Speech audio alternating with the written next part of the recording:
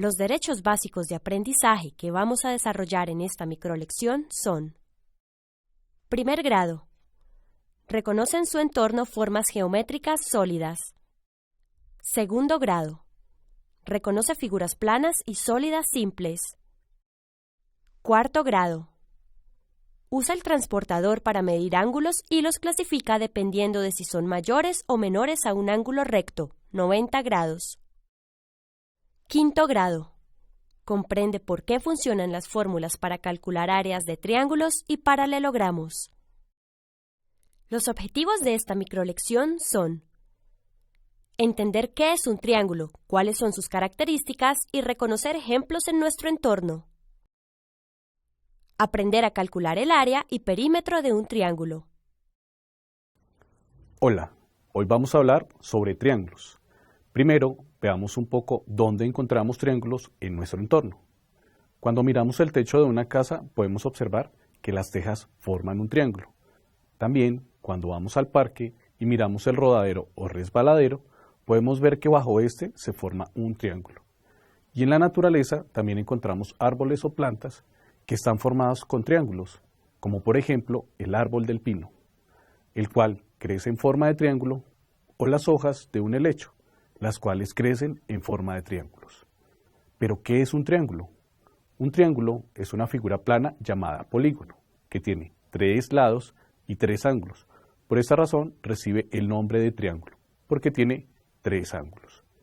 Recordemos que la palabra polígono proviene del griego, que quiere decir poli, muchos, genos, ángulos.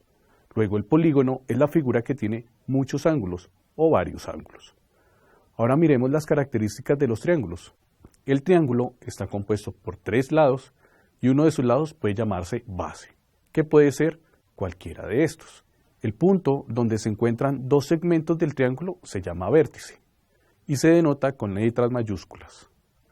Los segmentos que componen los triángulos también son llamados lados, los cuales se denotan con letras minúsculas, que son las letras del vértice opuesto. Por otro lado, la abertura que forman 2 segmentos que llegan a un vértice se llaman ángulos, y el triángulo cuenta con 3 ángulos interiores, los cuales se denotan con letras minúsculas, iguales a las de los vértices. La suma de los ángulos interiores de un triángulo es 180 grados.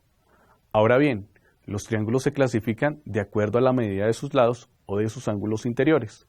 Entonces, teniendo en cuenta sus lados, encontramos 3 clases de triángulos, que son los triángulos equiláteros. Reciben ese nombre porque los 3 lados que componen el triángulo tienen la misma medida. Los triángulos isósceles son los que 2 de sus lados tienen la misma medida y el otro es diferente. Y los triángulos escalenos son aquellos que la medida de cada uno de sus lados es diferente. Ahora miremos cómo se clasifican según sus ángulos interiores. Un triángulo acutángulo es aquel que los 3 ángulos que se forman en su interior son agudos, es decir, que miden menos de 90 grados. Un triángulo obtusángulo es el triángulo donde uno de sus ángulos interiores es obtuso. Eso quiere decir que ese ángulo es mayor a 90 grados. Los triángulos rectángulos son los que tienen un ángulo recto, es decir, que tienen un ángulo de 90 grados. Por otra parte, el perímetro de un triángulo se halla sumando las medidas de cada uno de sus lados. Entonces, expresaríamos el lado A más el lado B más el lado C, y esto nos daría como resultado el perímetro del triángulo. Además, conociendo la altura del triángulo y la medida de la base del triángulo, podemos hallar el área. Esto lo podemos hacer reemplazando la siguiente ecuación. Área del triángulo es igual a la base por la altura dividido en 2. Y hasta aquí esta microlección. Hasta una nueva oportunidad. Espero que esta microlección te sirva para que puedas planear clases innovadoras y divertidas. Este y los demás videos podrás consultarlos en el canal de YouTube de Todos a Aprender. Nos vemos en la próxima sesión que estoy segura será de tu interés. ¡Chao!